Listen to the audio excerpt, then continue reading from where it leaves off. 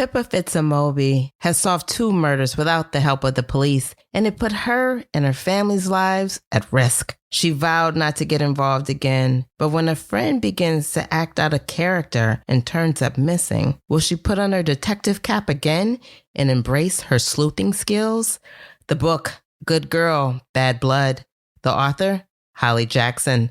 And you're listening to Lit Society. Let's get lit.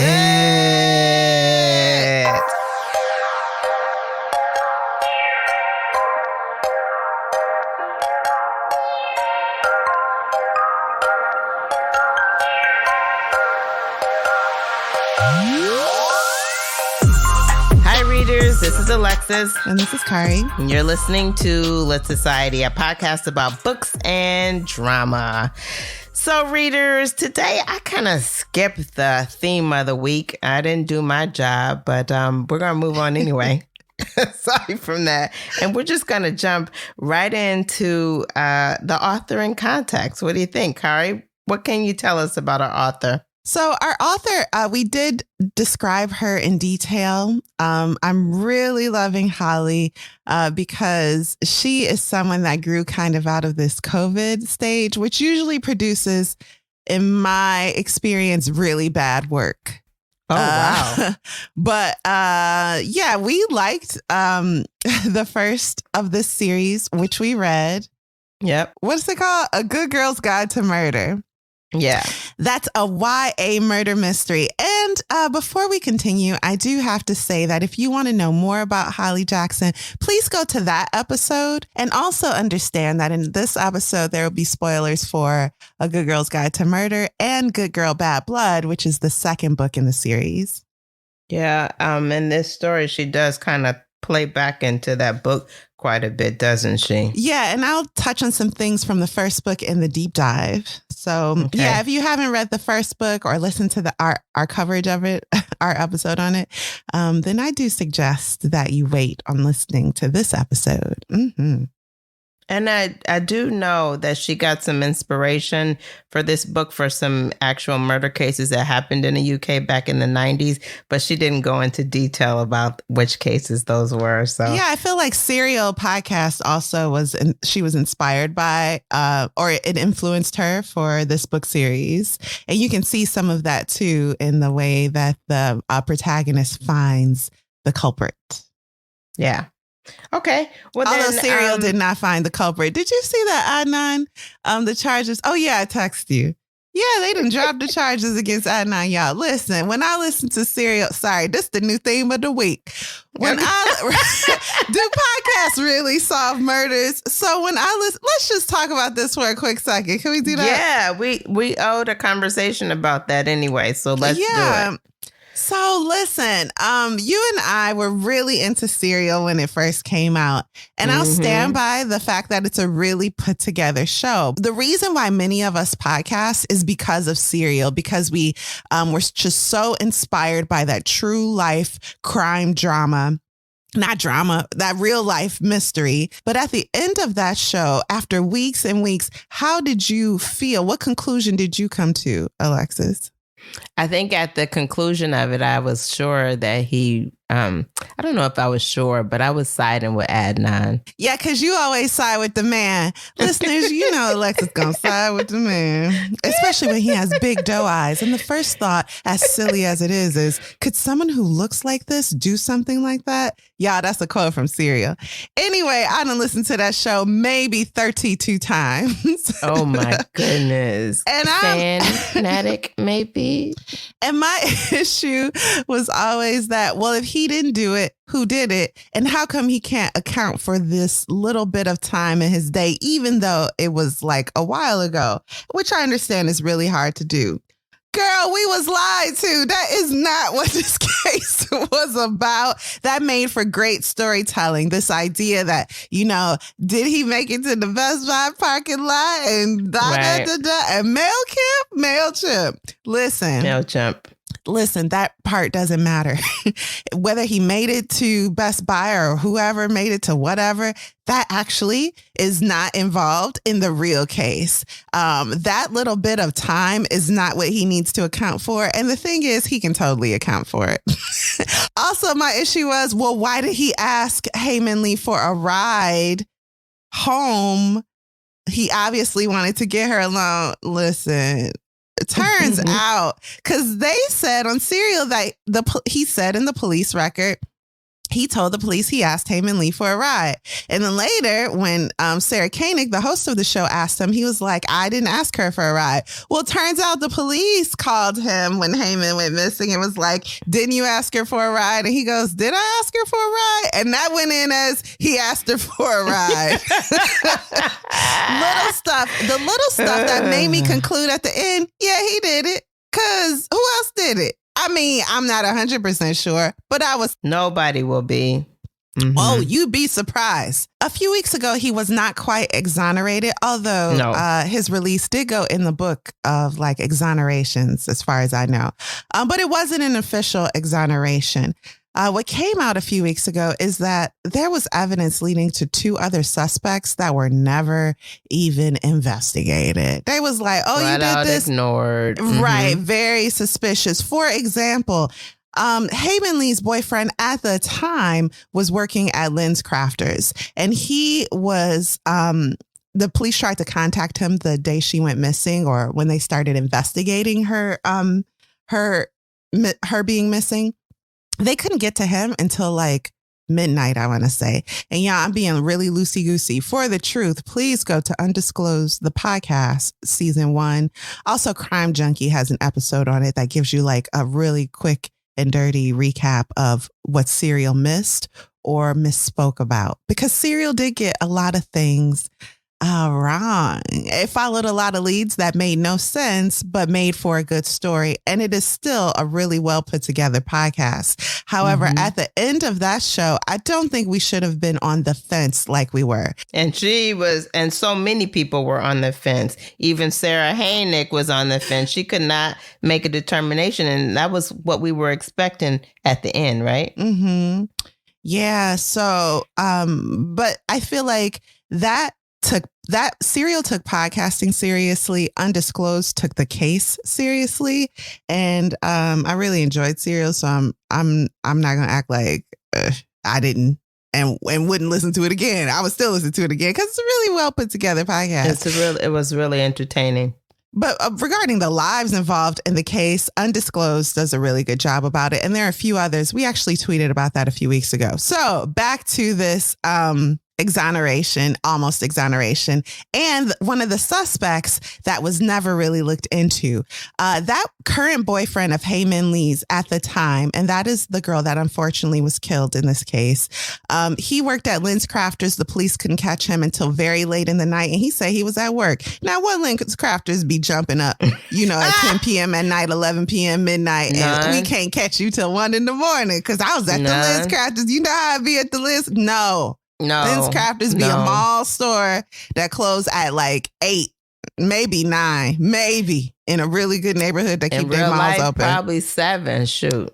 Turns out they called his boss, and the boss was like, oh yeah, I actually lent him out to another Lens Crafters and he was working there that day. Turns out the boss was his mama.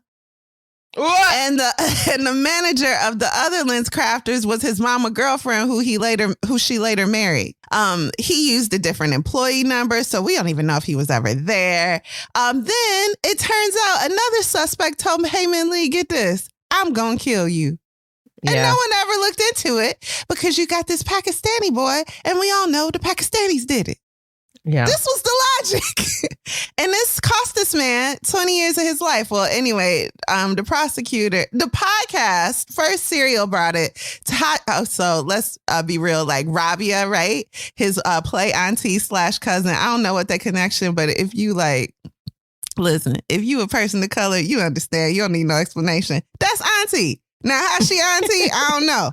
But Rabia Chandri, who is his play auntie, never let this case go. She is an actual lawyer, and she did the work that no one else did. She found other people online, other lawyers, other legal professionals who was like, hey, y'all ain't gonna look into this. She started working with them. She started a podcast with some of them. She started conversations offline.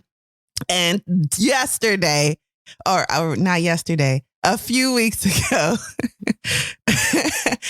Yeah. Adnan Syed, the prosecutor, was like, not only go home, but we ain't gonna call you again. Case is dropped. Yep. But you got Case is 20 years dropped. of my life. Anyway, y'all. I just had to get that off my chest. Anything you got to say about Serial? I want to say Adnan? that Kari's been itching to talk about this for a while, so I'm glad you had this space to talk about it. But yeah, I'm glad he was released. I look forward to seeing who they're going to put up next to charge, because the family has suffered a loss and they want someone held accountable. They have been told this is the man. And so now what? In their minds, somebody is now getting away with the murder of their child, and they're saying it's Adnan. So they need to have somebody else put before them to account for the murder of their daughter. It's really unfortunate because they put they had to trust the justice system to do the right thing, to bring to justice the murderer of the person they loved.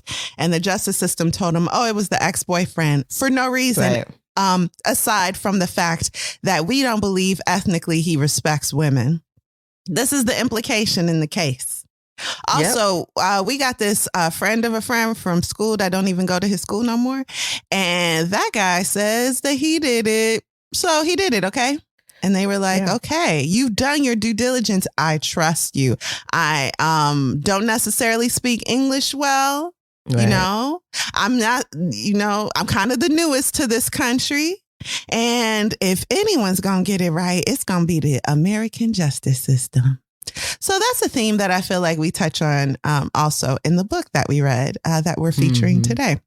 Yeah.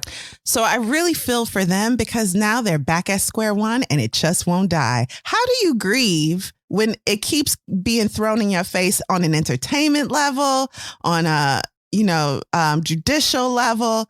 You just have to keep reliving the death of your loved one. And that's Heyman Lee's family. When Adnan was released, they called the brother and he's like, I'm at work. And the judge was like, give him time. We'll take a recess. We want his statement. And he said, do the right thing. Just please do the right thing. Okay. Yeah. Find who killed my sister 20 plus years ago. Can y'all do that? I thought you did it. What is this? So anyway, they released Adnan and now they're like, yeah, Adnan, we ain't even going to call you again because we're going to drop these charges. Okay. Sorry, that was a baloney case. Thank you for 20 years of your life. And meanwhile, Heyman Lee's family, they have no closure. Adnan and his family lost 20 years of his life. This is sad all around. There is no happy in this case. However, we are always happy when folks come home from jail because we know what that's like. And prosecution has dropped all charges. This was, we could say, an innocent man that spent 20 and he wouldn't. And this is another thing about the justice system. It's like poker. Like you can plead guilty even if you didn't do it and know that you're going to be home on good behavior, or if the prison system is full, which it always is. In half the time. So Adnan could have been home. There were murderers, for real murderers. That was like, yeah, man, I did it. I'm going home tomorrow. Adnan, when you going home? And he's like, yeah, I just won't ever go home because I'm not going to say I did this. So on principle, he just never pleaded guilty. And because of that, they couldn't let him go, because if you did it and you won't plead guilty, now we saying you did it. And you saying you didn't, that means you not, you don't remorseful. Feel sorry. You're not remorseful. Thank you.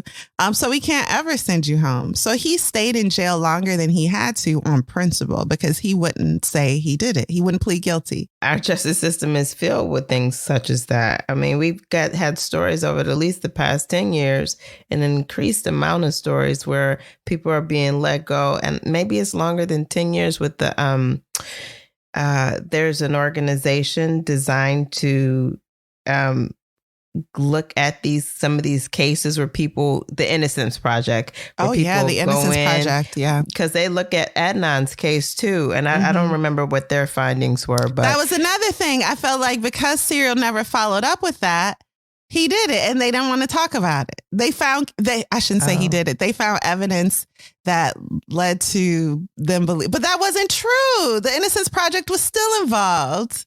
Oh, man, Yeah. Sarah Koenig, how come you didn't do an update? How come you didn't go back and do corrections of your show? Oh, Yeah. man. So, yeah, the Innocence Project has helped to the release of lots of people of color who have been put in prison because of corrupt police officers and because of a corrupt justice system. So listen, Adnan was 17 when he was questioned. 17. And he wasn't really ever questioned. He was just picked up at the house. He just came home and the police was like, hey, we gonna arrest you. And he was like, what for? And they was like, we'll tell you at the station. So, yeah, we know a lot of cases we know too many cases where children were questioned without a parent or legal representative.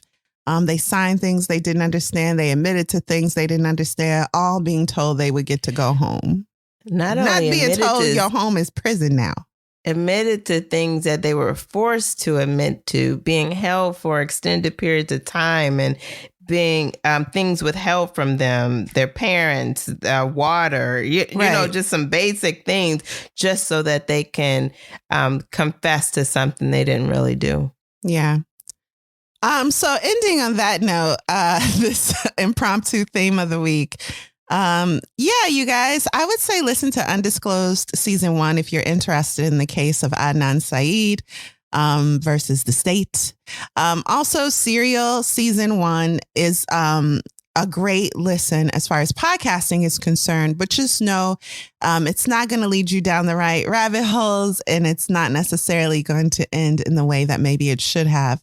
And you can't have all the facts when you're recording your investigation, but it also doesn't go back and correct anything. For the facts, if you really care about the case, Undisclosed is a great resource. And if you want to hear about it in an entertaining way, that is Serial, produced by This American Life, who, I mean, they're the GOAT. Thanks, Kari, for that theme of the week. I appreciate when you help me out on my job assignment. Why don't we take a quick break before we come back and do our brief synopsis, okay?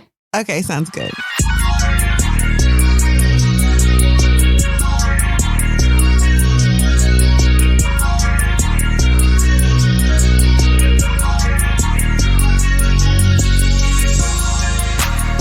And we're back. Kari, let's hear a brief synopsis without spoilers before our deep dive. Okay, here it is. So, and it's very similar to yours, by the way, what I wrote here. But anyway, this is what I got for y'all. Solving a real-life murder mystery nearly cost Pippa her sanity, her family, and her life. She vows to leave crime cases in the hands of the police, but when a close friend goes missing, she must decide if she's ready to risk it all again. Alexis, what were your first thoughts of Good Girl, Bad Blood? Well, I really enjoyed Good Girl, Bad, the first series, Good Girl's Guide to Murder. So I was looking forward to diving into this one to see what our part 2 was like. How about you?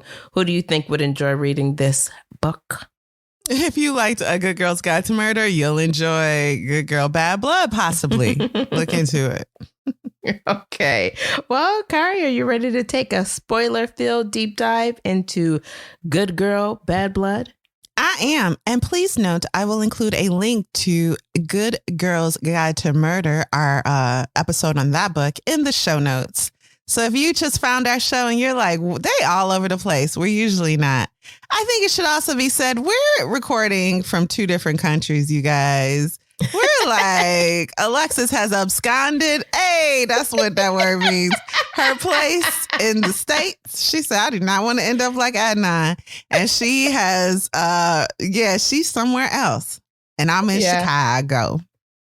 So anyway, without giving too much of her business away, let's get into this book. I'm ready. Part 1, previously on A Good Girl's Guide to Murder. Content warning, we are going to touch briefly on subjects of sexual assault. Only briefly, but you should know. So you guys, if you remember the first book, let me relax. You know that Pippa was looking for Andy Bell, and Andy was a girl from her school that went missing. What was it, like 5 years before Pippa started this assignment? Pippa is about to graduate and she's doing basically her thesis. I forget what they capstone project. on the murder. She's going to find out who really did it. Now, the town believes they know who did it. It was the Indian guy. They're like, Sal did it. And so she's like, but we all knew Sal, and that doesn't chart. So she found the real killer. Turns out it was a teacher from the school / her friend's dad. It's messy. But that guy's name is Elliot Ward. So when we find Pippa, when we are reintroduced to Pippa in A Good Girl, Bad Blood, she is re-listening to her taped interview with Elliot, because Pip sat in his face, heard him speak, and she never would have expected he was a killer. But he was. And that kind of like shakes her to the core. If anyone's lied to you in your face and you believe them, you like, what's wrong with me? Don't feel bad. People lie. But she's going to correct the narrative, the clean, neat narrative that the media is currently pushing, because the truth isn't clean or neat. And she's going to publish a podcast that dives into the truth. So the media is making it like, yeah, a teacher at a school killed her. Everybody thought it was Sal. Let's all wash our hands of this and move on. And she's like, no, we're going to talk about the nitties and the gritties on my podcast. So like I said, she's listening to this tape interview she had with Elliot Ward before he was convicted, when Ravi rocks into her room. And it's weird because they're like not quite dating, but don't worry about it because they're going to be dating so fast. It's just as you thought. He's going to blink and they dating. And next thing you know, they like went to boyfriend. a dinner and they dating now. Mm-hmm. Mm-hmm. Yeah, so Ravi has the perfect name for Pip's new show, A Good Girl's Guide to Murder. And she's like, ew, I am not going to contribute to the infantilization of myself. But the name sticks, and so it's going to be A Good Girl's Guide to Murder. Yeah, so I feel like I should break down the original case. But honestly, if you want that broken down, just go to the book, right? Well, yeah, just do, if you could do a quick skim of who was the people that were missing or murdered and who actually did that. Andy Bell was a beautiful, popular girl at school. Her body was never found. The whole town assumed that Sal did it, and then he committed suicide in the woods. During this investigation, it turns out that a town drug dealer, Pippa, discovered, and also that someone from their school was raping girls. His name, Nat Hastings. He's very wealthy, privileged. And he's like, I didn't rape them because they don't remember. And she's like, you idiot. That's because you drugged them. And that's still rape. So also Becca Bell. Who's Becca Bell again? Why do I have her written down? Oh, yeah, that's Andy Bell's sister. So you guys, big spoiler. Mr. Ward, who's a teacher at the school, had an affair with Andy Bell. She blackmailed him. He got scared. She came over to the house. He like pushed her forcefully. She hit her head. She went home and she was talking weird because she was like concussed. And then her sister was like, I have something to tell you, because her sister don't know what's going on. Her sister's like, Matt Hastings raped me. And Andy is like, listen, I sell drugs with Matt, so don't be telling nobody that you got assaulted because you're going to mess up the game. So Andy Bell starts having a seizure on the floor. And Becca's like, well, you don't care that I got raped. So in this split moment, I'm not going to help you with your seizure. And she lets her sister die on the floor. And then like throws her body in a cyclone. Throw her body in a cyclone. Is it too early for you? I mean, my God. What do you call them things at the farmhouses? And that's why no one could find it. I hope that made sense. If y'all want a more coherent synopsis, I told you go to the first episode. Moving on. Yeah. You'll find it in the show notes. Very easy. Pippa has promised herself and her family that she won't be taking on another case. The investigation on Andy's murder. I'm sorry. Her body in a cyclone. Oh, I am tired. Here we go. Sorry, y'all. It's crazy early. I told y'all she don't even live in this country. Alexis is doing this to me. I don't know why. Okay. So you guys, the investigation on Andy's murder almost broke Pippa, and it caused pain for many people she loves. However, she's following the original case to the ends, to all of its ends, on her podcast. Matthew Hastings' kidnapping trial is currently the topic in her life and on her show. And you might be wondering, kidnapping, but I thought you said he was a rapist. Girls and guys, Colorado's statute of limitations is crazy. Like, I looked this up and it's true. I think it's like 3 years. So after 3 years, you can't really charge people for sexual assault. So all they can try to get him with is kidnapping. It's wild. And then on top of that, although Pippa had recorded him actually admitting to the crime, they couldn't use that in court. It's inadmissible. And that I get. Mm-hmm. Like, you could have cut and sliced and screwed that recording, and we can't accept that. And was this under, did he have legal representation? Like, what is this? I get that. But yeah, she does have him on tape going, yeah, I did it. Next. But he's in court wearing fake glasses like I need to be wearing. Y'all get blue light glasses. It helps with migraines. So he's in court dressing, you know how they be wearing little Christian suits and glasses when they want to look innocent to the jury. So that's what he's doing. And blonde hair, messy blonde hair. So it's a look. Yeah, it's a look. So moving on, a service for Sal is being had in the community since he's officially been cleared of blame thanks to Pippa. And going back to that first story, y'all remember that Mr. Ward, the teacher, led Sal out into the woods, forced him to send a text. Or actually, I think Mr. Ward sent the text from Sal's phone, then made Sal take some pills, put a plastic bag on his head and left him out there. And the idea was to make it look like Sal took his own life and then suffocated himself. And if that sounds crazy to you, it sounded crazy to Pippa, which is why she found the real murderer. So anyway, so Mr. Ward killed Sal, and Becca Bell let her sister Annie Bell die. Mm-hmm. Now, part 2. No, not again. So Connor, who's a friend, shows up to Pippa's door because Jamie, Connor's brother, is missing. He never came home from the memorial for Sal that they had in the community. And this was a memorial where they released lanterns in the sky. Sal's dad shared a few words. It was very touching. So it made sense that maybe Jamie had to go somewhere and get his thoughts together. But then he never came home. He's called hundreds of times, but no answer. Connor has called his brother.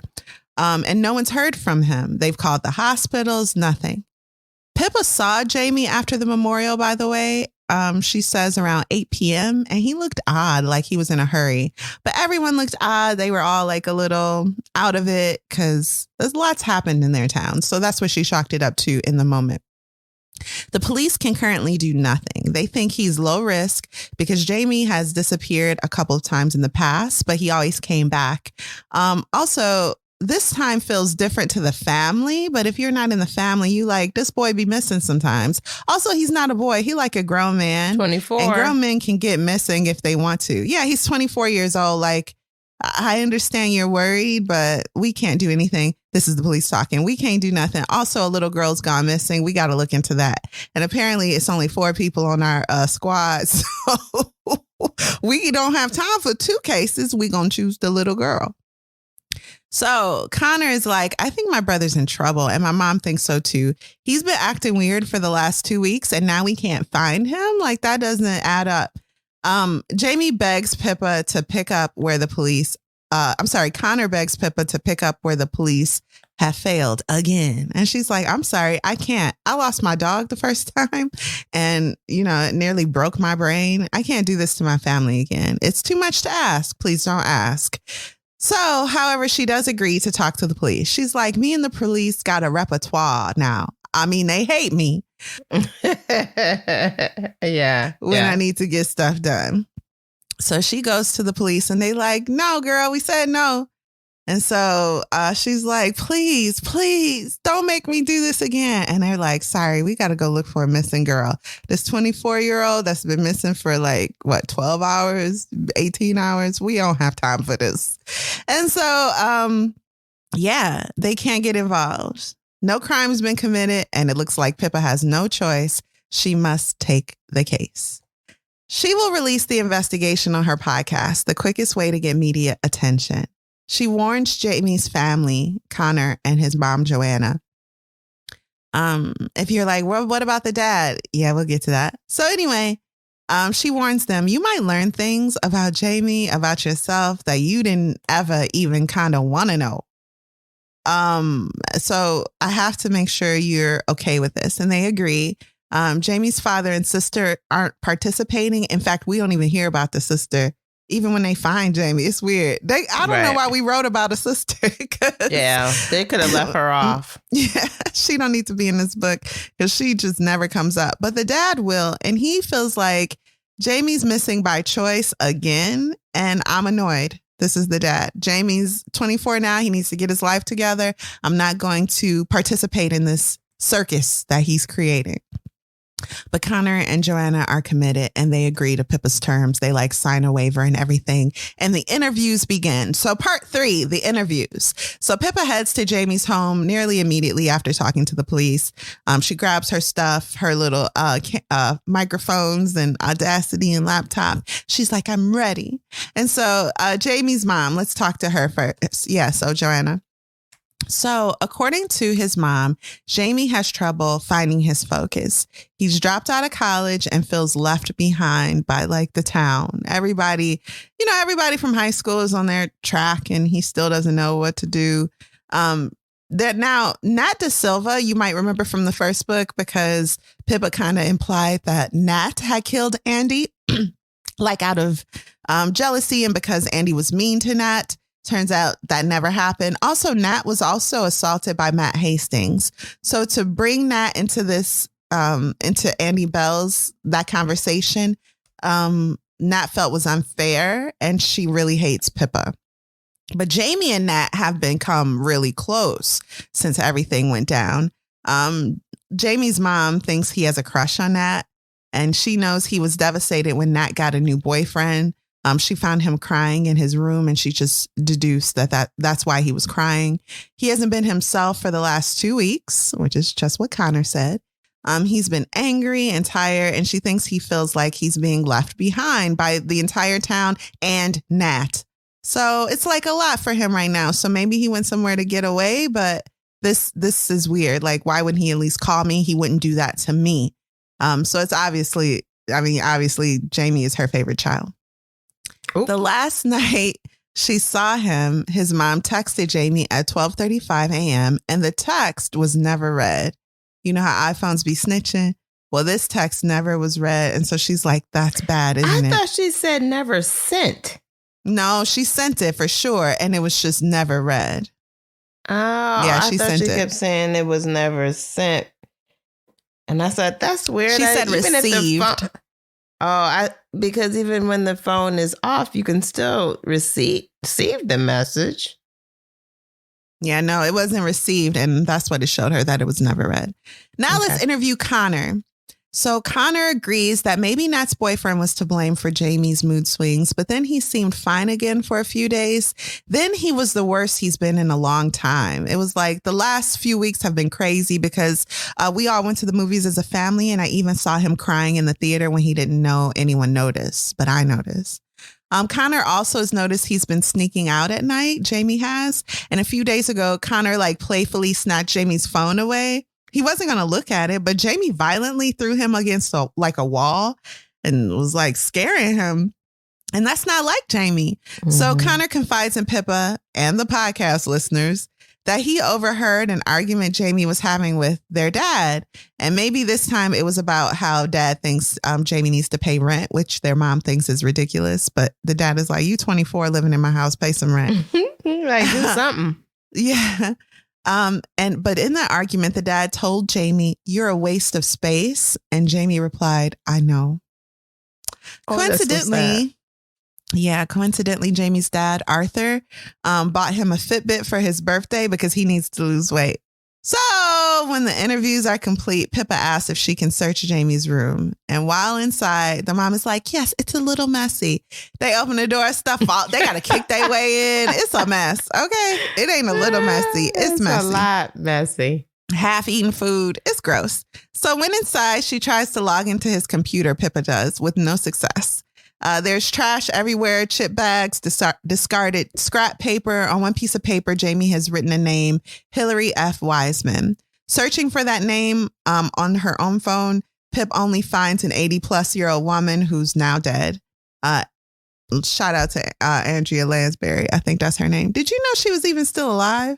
Yeah, I knew she was still alive, and Angela Lansbury is the name. That's what I said. Yeah. Mm-hmm. Just because you over there in her hometown, don't be acting out Andrea Lansbury. Okay, so yeah, why would Jamie have written that name down if that woman's dead and was 80 plus years old? Obviously, that wasn't a homie. So what is this? But Pippa discards it. She's like, let's follow another lead. She also finds a lady's watch in Jamie's room. And it's like a little old looking. It wouldn't have been Jamie's. And Jamie's mom and brother have never seen that watch before.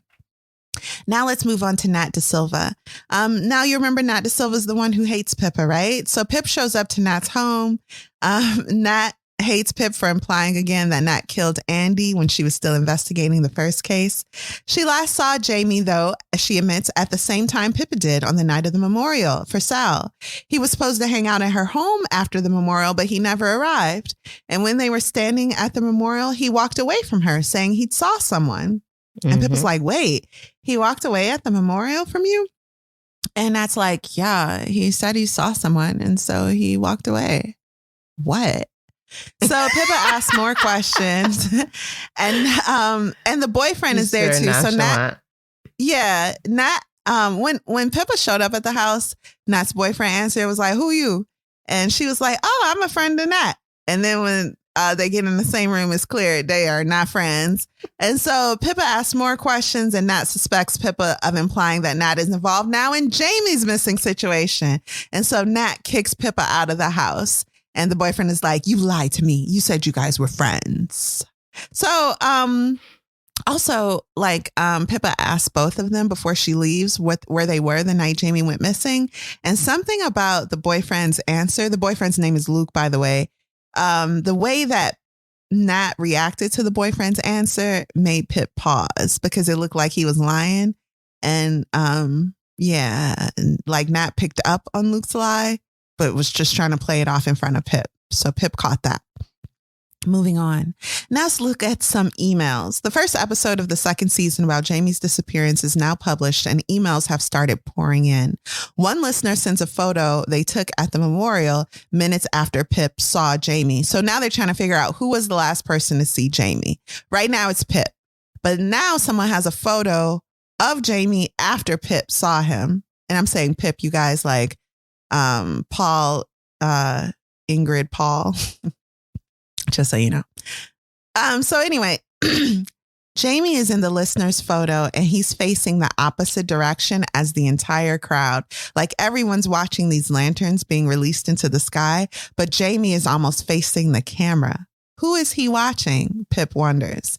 Who did he need to get to at this time so urgently? Who is the someone Jamie went to find in the crowd? Now let's talk briefly about Kira Ward. Kira Ward is the daughter of, quote unquote, Mr. Ward, the teacher that killed Andy. But before all of that, she was one of Pip's best friends and still is. Mm-hmm. Poor Kira's got to go through her awkward life now. Her mom's dead and her dad's in jail for murder. So murder of a schoolmate. Like, it's messy. But Kira's trying to hold it together.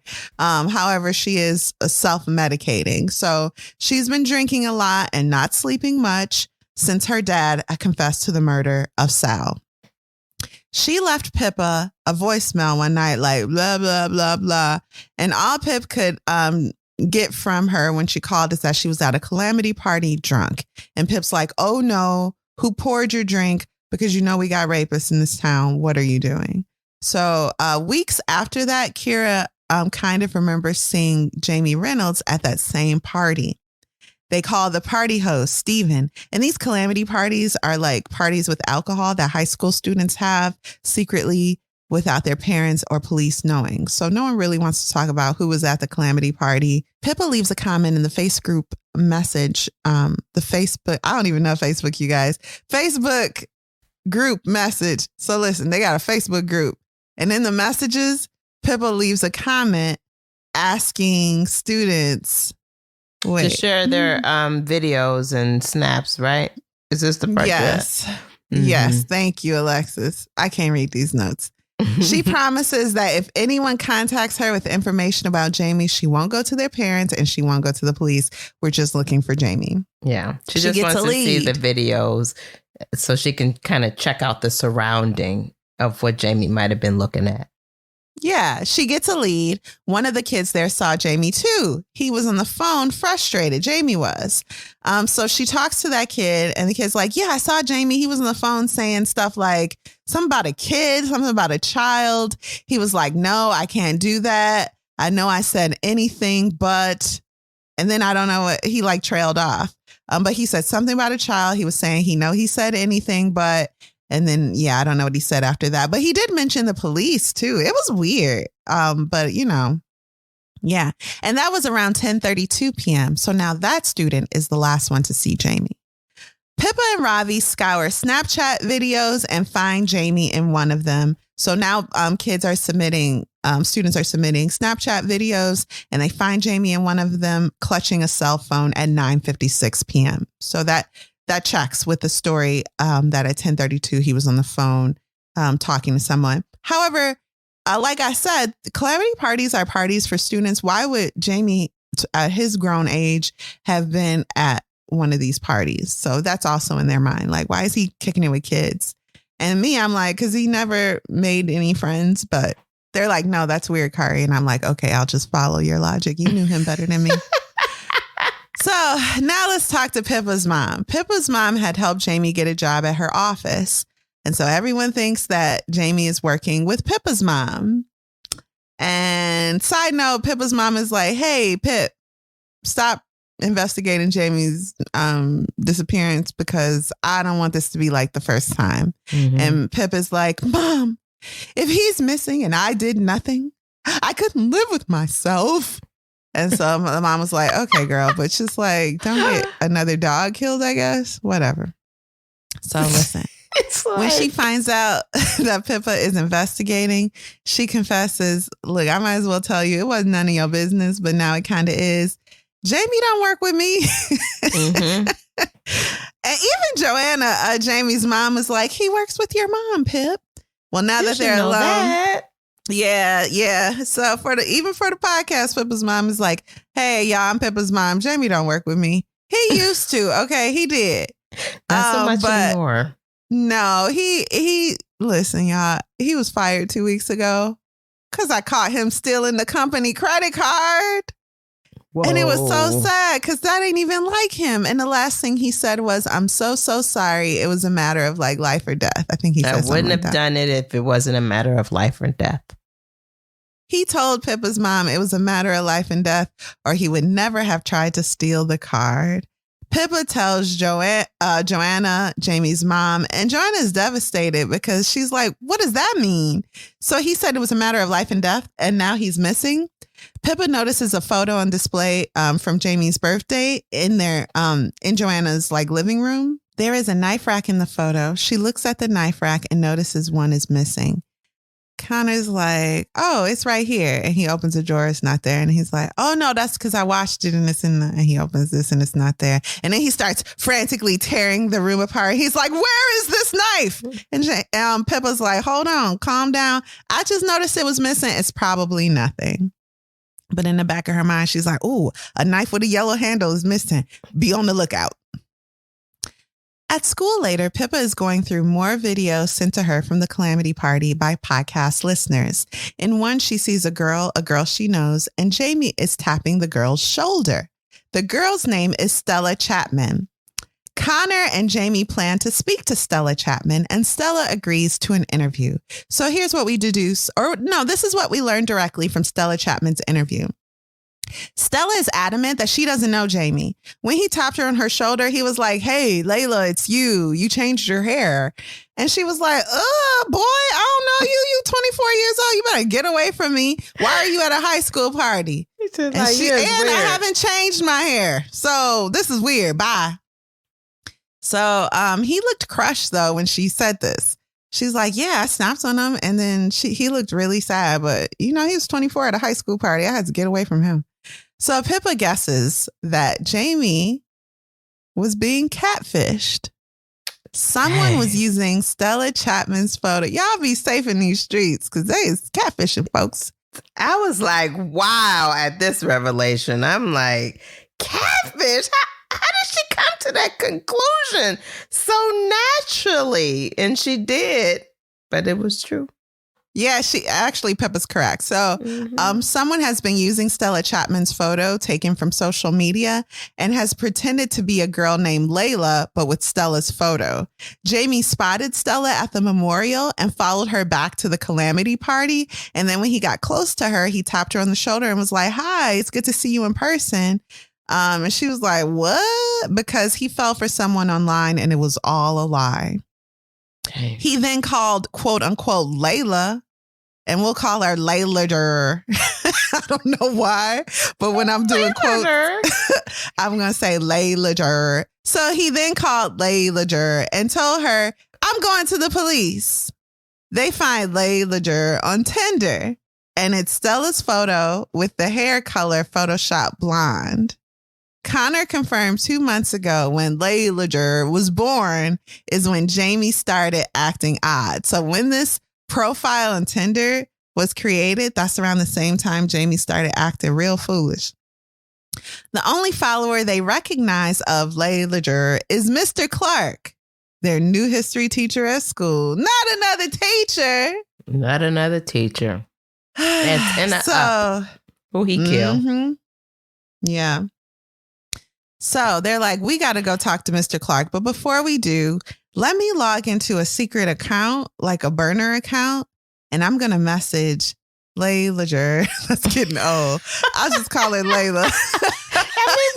So Pippa's like, I'm going to message Layla from this burner account.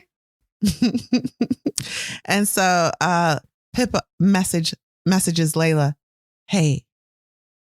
And then they wait. Oh, she's messaging her on IG, by the way. Yeah. And so they wait.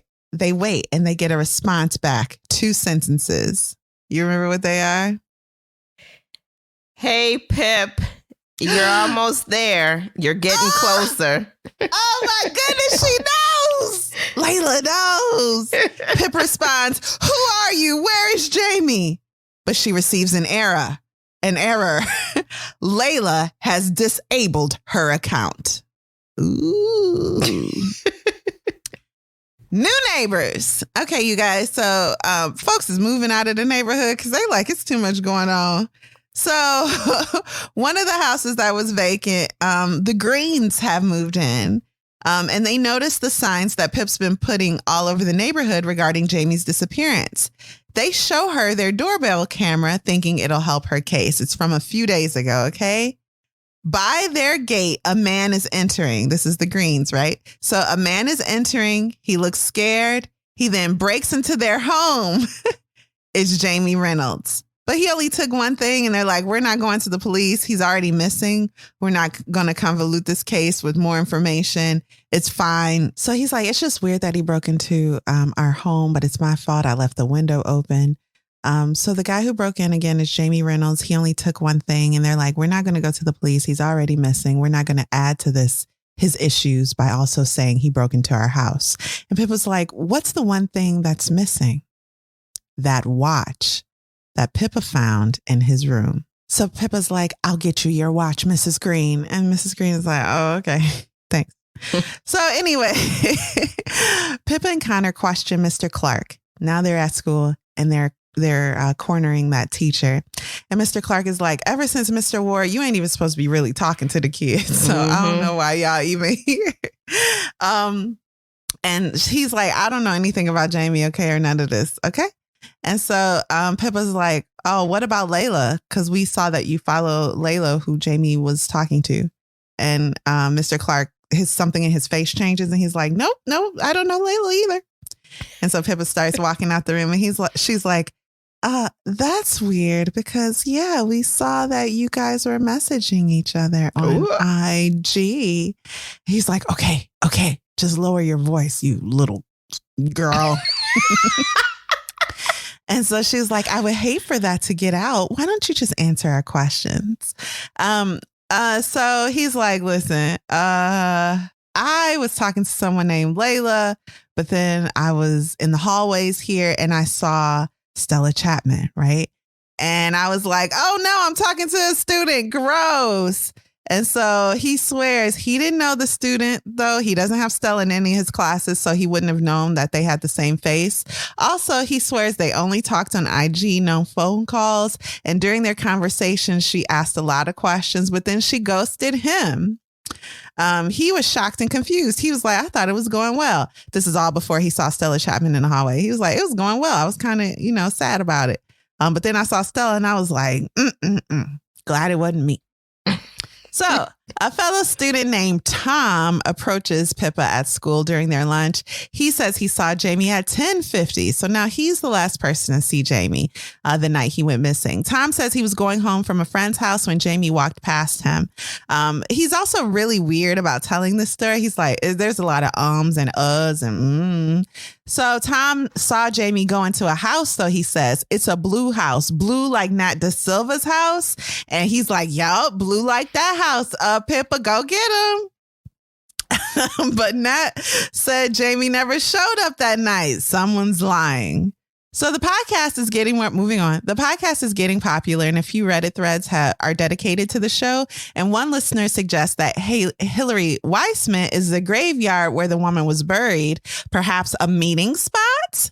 And Pippa's like, oh, I should have thought of that. Let's go follow the lead. So following that idea, Pippa and Ravi go to the graveyard for clues. And while there, they run into Stanley Forbes. Now, Stanley is like a freelance journalist. Yeah. Who is Stanley? He was actually the one who was saying kind of racist things about Sal in the first case. No, not kind of. Xenophobic, racist things about Sal. Yeah. And his writings about the case. Yeah, he like called him a monster and stuff. And so he has since apologized to the family, both in the publication and a written personal apology. And he really does seem sincerely just devastated that he could have done this. But anyway, Pippa still don't like him. So Stanley Forbes is there and Stanley's like, oh, Pippa, weird. I'm here to see a pastor about a boat. And so Pippa's like, oh, okay. And Stanley looks taken aback before leaving, understandably, like he didn't expect to run into Pippa. He does remind Pippa that Hillary Weissman, because Pippa's like, well, we're looking for a possible meeting spot. Like, do you know who Hillary Weissman is? And Stanley's like, yeah, you know her too. The family because she's the grandmother of Harry and Joe. Harry works as a bookseller, by the way, and Pippa does know them. Something clicks in Pippa's brain. Harry is one of the witnesses that saw Jamie after the calamity party. Ooh. So moving on, 2 witnesses who saw Jamie after the party think he was wearing a black hoodie. 2 others think he was wearing like a shirt that was a little lighter in color. Mm-hmm. Mrs. Reynolds tells Pippa that Jamie does have a black hoodie. And like from the front, you might think it's lighter in color if he wears it open and it's dark out. But then from the back, you'll see it as a black shirt. So they come to the conclusion that after the calamity party, before the witnesses saw him, Jamie had come home and changed his shirt. Mm-hmm. He also could have picked up a knife at the time. So Mrs. Reynolds, her face is like, she's so tired and so sad. She finds a bloody shirt in Jamie's room. It's the shirt he wore to his birthday. The same night Connor heard Jamie sneak out of the house. It's got blood on it. Joanna Reynolds starts crying. She feels like she doesn't even know her son at this point. Her sweet, thoughtful boy. Does she know him like she thinks she does? It's like, I don't even know what he's going through in his life. She breaks down talking about how thoughtful Jamie has always been, how he and her are a team, she says. When he was very young, he even nicknamed me Joe Mama, so that when he calls me by my name, I can still be his mama. Because she's Joanna, right? So it's Joe Mama. Yeah, sure. And Pip was like, wait, y'all, Joe Mama? Let's put that in the computer password. Because they still trying to get into his computer. They put in Joe Mama, no success. But then they put J0 Mama 66, which is the mom's birthday. And it works. Yay! After 700 tries. Yeah, pretty realistic. So part 4, web browser history. So Jamie's search history has alarming things such as what counts as assault, how to fight, controlling fathers. These were the searches the night he snuck out before getting blood on his shirt.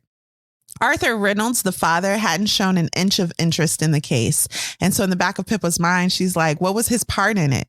Joanna and Connor agree that Pippa can take the laptop home to examine it further when suddenly an idea jumps into Pippa's brain. The Fitbit. The Fitbit that his dad bought him that he hated, he still wore it. And it could lead them directly to him because it's GPS enabled. Yes. The idea hits the mom in the chest and she's like, I'll go get the user guide or whatever. And so they pull it up and they look at his heart activity for that night. That data shows that his heart was racing in like a flight or fight mode, probably before flatlining just after midnight. And they're like, does that mean? And Pippa's like, no. He could have taken it off. We don't know what happened. This could just indicate that he's not wearing it. But in her brain, she's like, oh, no. Pippa looks further into the laptop, hacks her way into Jamie's IG account and notices that he was DMing Layla. So he told Layla he was 29, about to turn 30. The same age, by the way, as Mr. Clark, the teacher. So seems Layla's got a thing for guys that are 29, about to turn 30. But then he later came clean and he's like, I'm not this big financial guru. I don't live by myself. I live with my parents and I'm only 24. I'm so sorry. I've never felt about anyone the way I feel for you. She didn't answer. Time went by and then he's like, I'll do anything for you. And she responds, anything? Question mark. He's like, yes. Oh my goodness. I'm so happy you're responding to me. Yes, I'll do anything for you. And she's like, let's take this conversation offline. Ooh. Give me your number. So unfortunately, because she didn't give her number, Pippa cannot follow their conversation. It's in Jamie's phone, wherever that is. So Pippa organizes a search at the abandoned farmhouse where Andy's body had been decomposing for years. Because she's the Fitbit leads her to this location. And she's like, maybe we can find clues. Maybe we can find Jamie. So some students gather and one of them finds a yellow handled knife in the field. They call the police, and this is where Jamie was when his heart raced and then stopped, by the way. He was here, obviously, holding a knife. Pippa and Ravi enter the abandoned farmhouse while waiting for the police. After the police pick up the knife, Pippa, Ravi, Connor, and Kira go back to the farmhouse alone and just like look around for clues. Inside are some weed smokers, okay? Some students that they know, they're in there smoking pot and marijuana. And Pippa confronts them because she's, she confronts everyone. And she's like, tell me what you're doing here. You're spreading your DNA all over a possible crime scene, by the way. And they're like, yeah, Pippa, whoa, this is, that's too much, Pippa, calm down. I mean, Andy's body isn't even in here. And Pippa's like, but Jamie's body might be. And they like, whoop, whoop, whoop. Wait, hold on, Pippa, don't be getting us involved in your stuff. We don't want to be on your podcast. Right. And they're like, anyway, Pippa, you got to get out of here because our drug dealer, the plug is coming and he's really mad because someone owed him $900 and never paid him back. And so now he's really mean to us. So Pippa, you got to get out of here before the plug gets here. But Pippa's like, I ain't scared of no plug. Ooh. So Pippa like sees the guy pull up. Then they all try to chase him, but they nearly crash their car. They got into a car chase in the book, y'all. A car chase. And one thing Pippa notices is that the plug's car is very similar to Nat boyfriend's car. In fact, it's the very same car. Luke is the plug.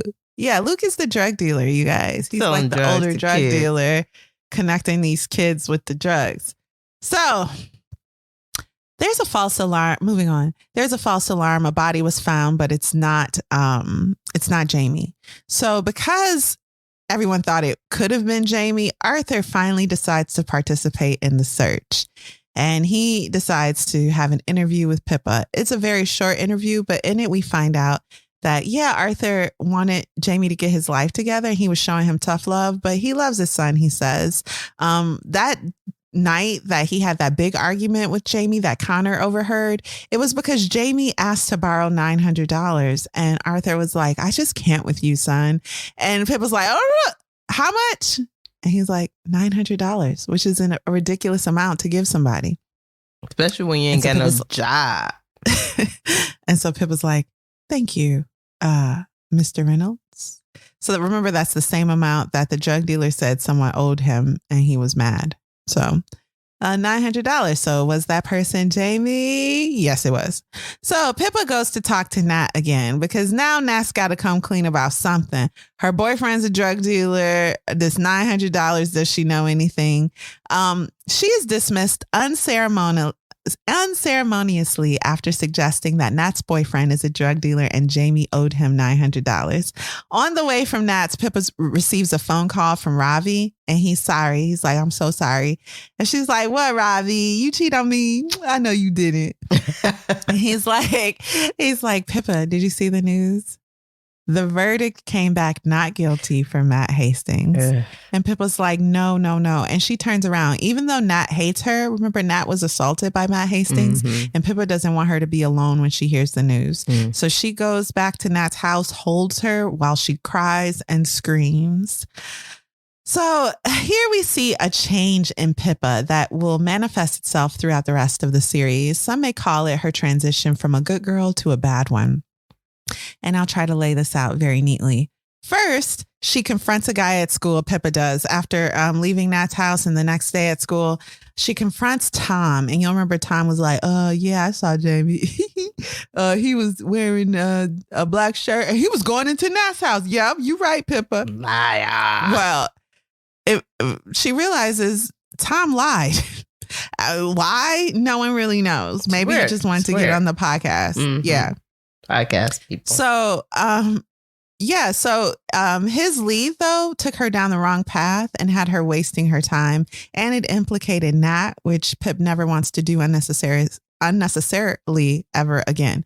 So she pours like some soda on his head in front of everyone. That guy, it is assumed, then went to the press and told them a convincing story that Jamie isn't missing at all. According to him, Jamie and Pippa are in cahoots for a second season of Pippa's podcast. Pippa needed material, and so Jamie was like, let's pretend I'm missing, and we'll split the sponsorship money. A few of fellow students at her school then confront her about it and ask, well, is Jamie really missing? And she is so frustrated at this point, so devastated, grieving the possible death of her friend. She pushes the student who's asking across the hallway, and they're not asking politely. They're like, yeah, Pippa, you a liar? What's up? And so she pushes them across the hallway and just screams in their face. She's suspended. The suspension leads to her fighting with her parents, especially her mom, and Pippa walking in the rain alone. Walking in the rain alone leads to a conversation with the neighbor who's like, why don't you come inside? This is Charlie Green, the new neighbor. Come inside. Me and Flora will make you some tea. And Pippa's like, I just want to be by myself. And so he's like, okay, you're all moody and you're a teenager. Fine. But at least sit on the porch so you're not in the rain. And she's like, yes, I will do that. And they start talking. And so he's like, Pip, what do you care if you're doing? What do you care what everyone thinks if you know what you're doing is right? Just follow your heart. Like whatever, which is terrible advice. Follow your heart. Do what you think is right. And who cares what everyone else thinks? And she's like, you're right, Charlie Green. I'm going to follow my heart and do what I think is right. And I don't care what everyone else thinks. And that leads her to publishing Nat Hastings' inadmissible confession. So the recording, the interview where he was like, yeah, I raped people, but they didn't remember. So it's not rape. And she was like, that don't mean it ain't rape, dummy. Oh, I hate you. She published that for all the interwebs to hear. And that leads her to breaking into Nat Hastings' house while his family is out celebrating his not guilty verdict. Breaking their windows and painting on the front of their house, rapist, I will get you. These actions lead her to feeling happy and satisfied. She was like, I was really stressed, but now I'm good. I feel better now. I regret nothing. So there's her little transformation, you guys. Nat calls Pippa to the house, surprisingly, Nat De Silva, because she hates Pippa. Pippa's instincts were right about Nat's boyfriend. She's like, when you helped me when I was crying and you made sure I wasn't alone, I saw a different side of you. And I realized I've been focusing all of my hatred and anger on the wrong people. I shouldn't have been mad at Andy. I shouldn't be mad at you. Let's be mad at the men. And so she's like, she man woman hater club initiate.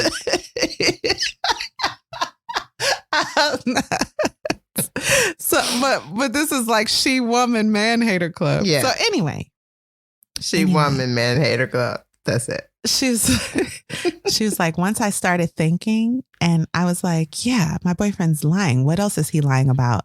I went through his phone. Guess what? He's been seeing someone else. And guess what her name is? Layla. So he's been sneaking off to meet Layla and sharing explicit text messages. He then went to meet her in person the night Jamie went missing. And Nat snuck into his phone and saw he was really angry after the meetup. So he went out to meet Layla and then he came back and was like, I'm going to kill you. And that's when their text messages stopped. So Ravi and Pippa go to speak with Luke. They like, we ain't ever scared, but we are kind of scared because he's scary. And they go, who is Layla? Who is she? You know who she is. And Luke goes, I sure do. She owes me $900. It's Jamie. Dun, dun, dun. Yeah, he got that figured out. Mm-hmm. So he's like, I went to meet Layla, I'm in these streets. And Jamie came walking out. And I was like, what? And so I'm mad. And Luke was furious and suspects that Jamie did this to break Luke up with Nat. Because he's like, Jamie obviously liked Nat and he did this to break us up. But it's really creepy. He came out the woods and was like, child broomstick. I didn't know what he was talking about. And he looked at me all expectantly, like waiting. And I was like, I'm going to kick your butt. And so Luke had no idea what Jamie was talking about. Child broomstick. I'm going to kick your butt right now. This is the real big scary drug dealer dude. He's like, I'm going to kick your butt. And so he starts chasing him and Jamie ran away and he didn't catch him. So like all the other marks, it's weird because Luke is 29 about to turn 30. What is it? What is this about? So back at the house, Ravi and Pippa Googled child broomstick, like on a hunch, or just grasping for straws. And then they're like, yeah, just as I thought this. Wait! Google's like, did you mean Child Brunswick? Can you explain the case of Child Brunswick, Alexis? Okay, so the case of Child, what? Brunswick. Child Brunswick. Brunswick. The case is father and son team. The father had coaxed his son into luring young women in so that he could kidnap babies, children. Right. Young girls in so that he used his 10-year-old son to lure children in so that he could murder them. How old was the son? 10. Yeah. So the son, the child Brunswick, as the media called him, because his name was never released because he was a child, would be like, hey, you want to play? Let's go play over here. And then the dad would take the kid and like my mom do is terrible things. My mom is missing. Can you come help me find my mom? Oh, yeah. That was another way that they would, abduct children. But anyway, this is the case of Child Brunswick. So the dad was sentenced to life in prison, but he was murdered in prison. And then the kid was sent to juvie for a few years, but then they were like, you were just a kid, so we're going to give you a new life. And they put him in a witness protection program with a new name. So he's out in the world, the kid. So yeah, that's Child Brunswick. And so Pippa tells Connor what she suspects. Whoever Layla is has been looking for Child Brunswick, because that's why Layla only talks to guys that are 29 about to turn 30. Right. And for some reason, Layla is convinced that Child Brunswick is in their town. Jamie said Child Brunswick, expecting a reaction from Luke, like, are you Child Brunswick? But he didn't receive one from Luke. So he went to the abandoned farmhouse and met someone that did react to Child Brunswick. And if they find Child Brunswick, they'll find Jamie. Part 5. Snap for the Child Brunswicks. So there's a forum online where comments say Child Brunswick is in Fairview. This is an old forum. No one on the podcast knows about Child Brunswick yet.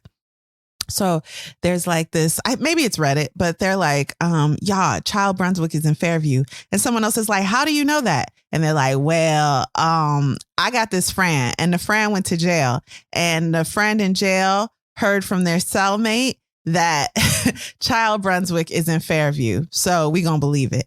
And so Pippa goes back through her notes from the first case, and she recalls following Howie. You'll remember Howie was like a drug dealer. Mm-hmm. And the photos, he like made her delete some photos, which she later restored just in case she would ever need him. When she was following Howie, he was accepting money from a man who said, "This is the last time." And Howie was like, "I'll tell." And the guy was like, "You wouldn't dare." That guy was Stanley Forbes. He's the right age. He has no social media profiles.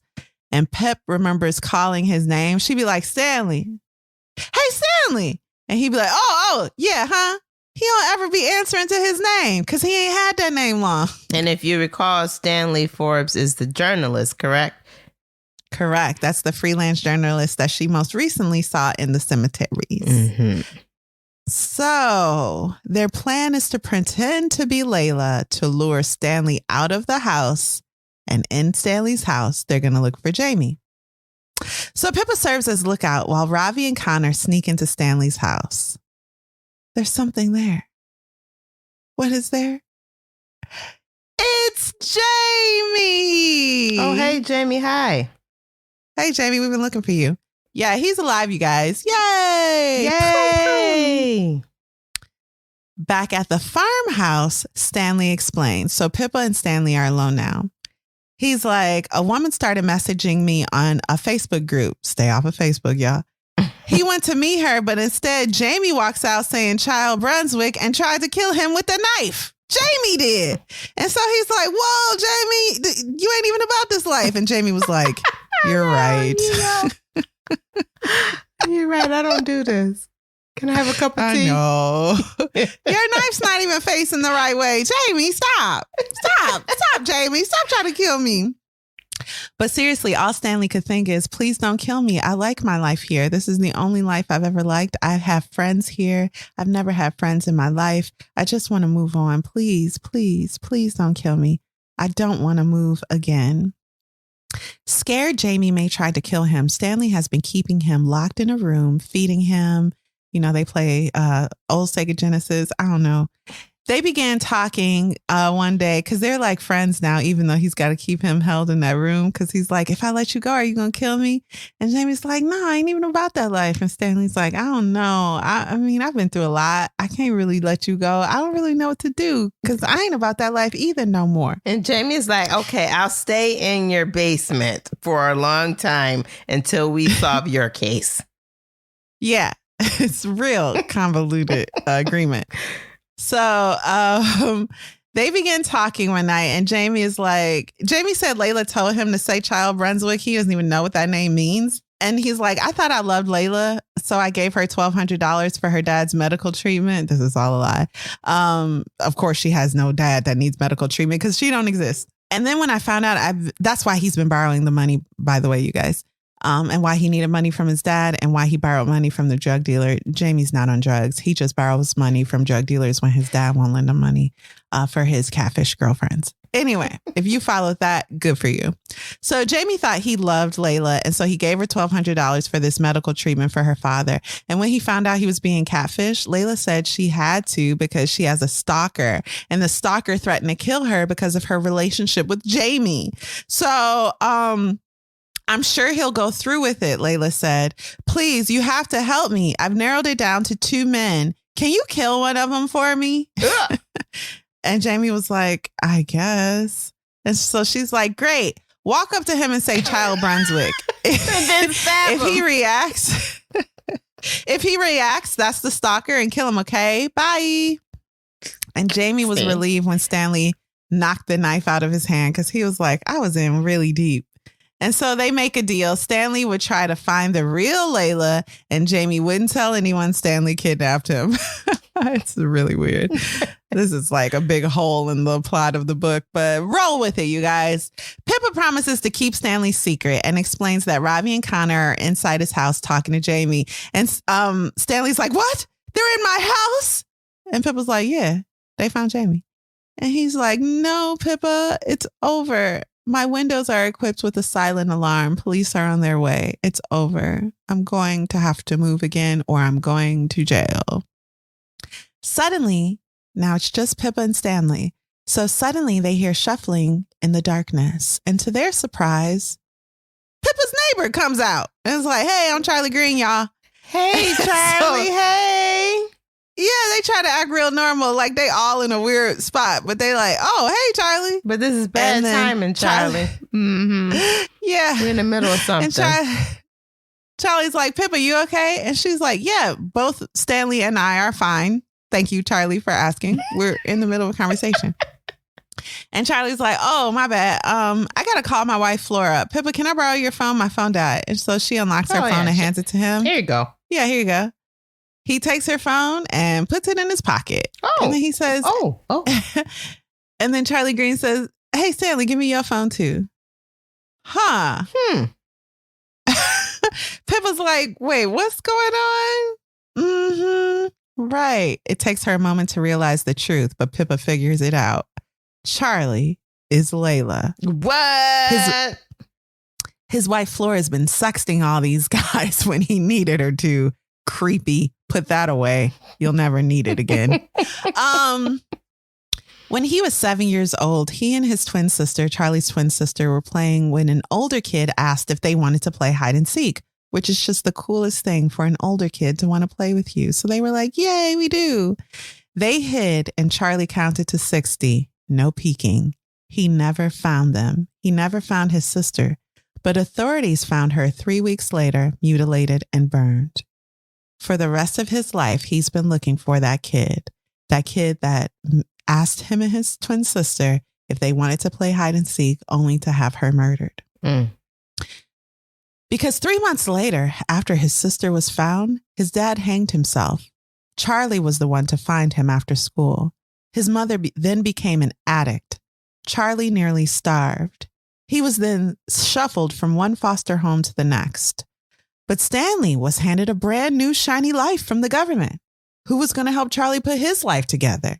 Stanley's doing great in Charlie's mind. And Charlie has lived in 10 different towns in 7 years looking for Child Brunswick.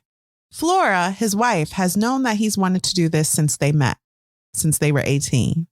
And she's like, I love you. I don't want to lose you to prison when you kill Child Brunswick. So just have someone else do it, okay?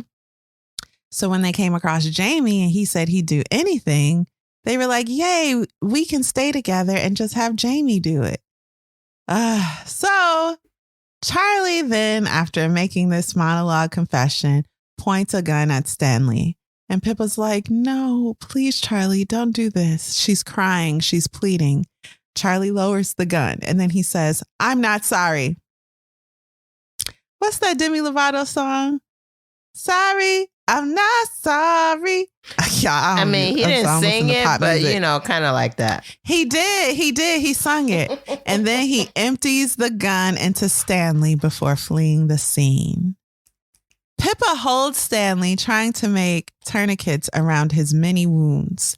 It's okay. It's okay, says Stanley. I'm still that man's boy. I'm still rotten. No, you're not, says Pippa.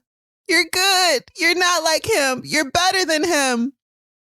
Then they smell smoke and realize that Charlie has set the entire farmhouse on fire. Coughing with each breath, Pippa drags Stanley out before the carpet lights, but he was already dead. Back at the police station, Pippa is mindlessly signing documents. Don't sign documents, you guys. The police say this is just to rule her out.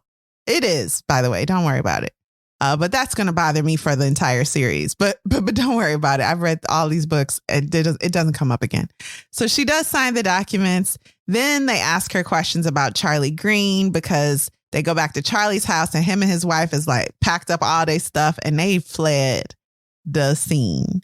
So they can't find them. The police is like, they real incompetent in this town. Now the police is like, we went to the house and didn't find them, so we may never find them. Because we'll just wait to see when they come home. And so Pippa's like, yeah, because each heartbeat feels like a gunshot. She is truly traumatized. I mean, this man was shot to death right in front of her and she held him while he bled out. Mm-hmm. So every heartbeat in her chest feels like a gunshot. Days later, no one stands up for Stanley because they don't want to be associated with Child Brunswick. And Pippa had to plan the funeral all on her own. Even the officers did not attend for fear it would look too political.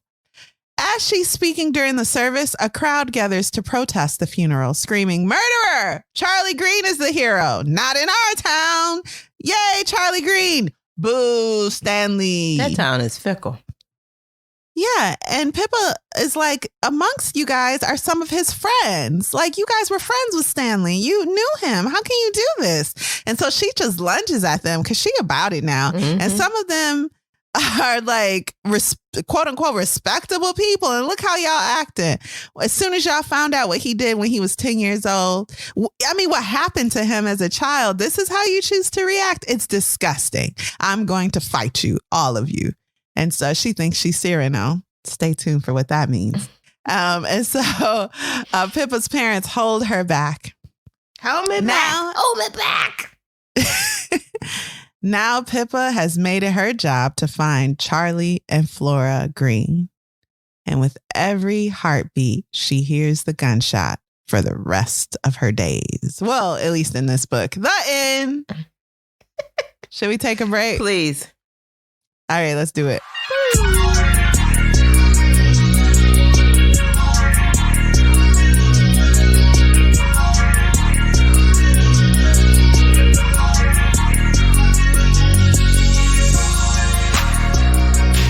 And we're back. Alexis, what did you think of Good Girl, Bad Blood? And would you recommend this book? What's your verdict? I don't know. I don't think I would recommend it. The end was it was a bit much. There was a lot going on in the end. Too many stories converging. Too many people. It's just, it wasn't my favorite as a follow-up to the original. It wasn't my favorite at all. And so I wouldn't recommend it. Unless no, I wouldn't recommend it. I'm going to pass on the recommendation of this book and I wouldn't read it again. So my final verdict is to pass on it. I just feel like there were way too many characters and too many storylines to follow. It reminded me of, Hercule Poirot. And I just, for sure. And I couldn't, it was becoming exhausting and I didn't want to take that path. So no, I wouldn't recommend it. How about you, Kari? Would you recommend it? What's your final verdict? One of my pet peeves in a murder mystery is when a case or character is brought up that the reader is not privy to. So in Murder on the Orient Express, it's that case of the missing little girl that was killed by the gangster. I didn't like that because that's not something that that's not a case with which you've edified the reader. So please don't let characters bring it up because then I can't solve the case with the character. The character knows more than me, so why am I even reading this? And that's how I felt when Child Brunswick was brought up toward the end of the book, no less. So all of these leads that you're following in the first 3/4 of the book, they're pointless because really it all boils down to Child Brunswick, who you don't even know about until the book almost ends. Also, reading this series, you could skip this book and just pick up the third book and you wouldn't really miss anything. Okay. This book kind of lives on its own. Maybe it was a hasty follow-up to a very successful first novel. And I can see that. It does ask good questions about justice. You see things in Charlie's life versus Stanley's life. They're both suffering, but Stanley is handed this new life by the government and Charlie just must figure it out, you know. And then Matt Hastings' verdict, which the next book we'll dive into more. It's like he's privileged, wealthy. He can get a $400 an hour lawyer and he'll beat a rape case. You know what? What is this about? Why did I even ever bring him to the police? I should have just, I don't know what Pippa gonna do. But Pippa's forever changed, and that you will see throughout the other books. So my final verdict, I don't need to. I was bored. And I think that's what I hear in your voice too. It's just boredom. Yep. And don't waste my time. Like, don't bring up things you didn't talk about already. And you got a lot of characters already. Yep. Use them. You have some of them people do some stuff. Don't pick up characters from other worlds. So I would say, I think when I first read it, though, I did enjoy it. But reading it a second time, I was thoroughly bored. You did. So, I remember you saying it was good. And as I was reading these pages, I was like, I thought she said this was good. Yeah, pass. Yeah, when we read A Good Girl's Guide to Murder, I was just so blown away by Holly's writing. I was like, this is so YA. It feels very YA, but that's fun. Like, I like it. And I think the only one that died in that book was Andy, kind of. Well, Sal, kind of. But then the dog dies in the story. So there's still death there. It's still painful, but there's like no people. This is really dark in that a man is shot to death right in front of Pippa. And I don't think I would recommend that for children. I would say this is like an older teenager's book. And that's fine. I mean, but aside from even that, from the violence, I think that it's also probably boring. So would I recommend it? I don't know. It's like when I first read it, I think I liked it. So if you just want to read the series, fine. Just know that Pippa's going to take a sharp turn in her character that you may like, you may hate. I guess I have to have an answer. I wouldn't recommend it. You can skip it. It's fine. Read it if you want, but don't. And that's that on that. And that's on peanut butter and jelly. I'm not going to read it ever again. I guess that's the answer. Yeah. So the verdict is a no for Kari and a no for Alexis. So Kari, what are we reading next week? Next week is a wild card episode, you guys, and will also be a video podcast. So stay tuned on the YouTubes and on Apple, Spotify, wherever you listen to your podcast, because we will be there covering A Streetcar Named Desire by Tennessee Williams. Oh, I cannot wait. Yes, we're going to be on the YouTuber.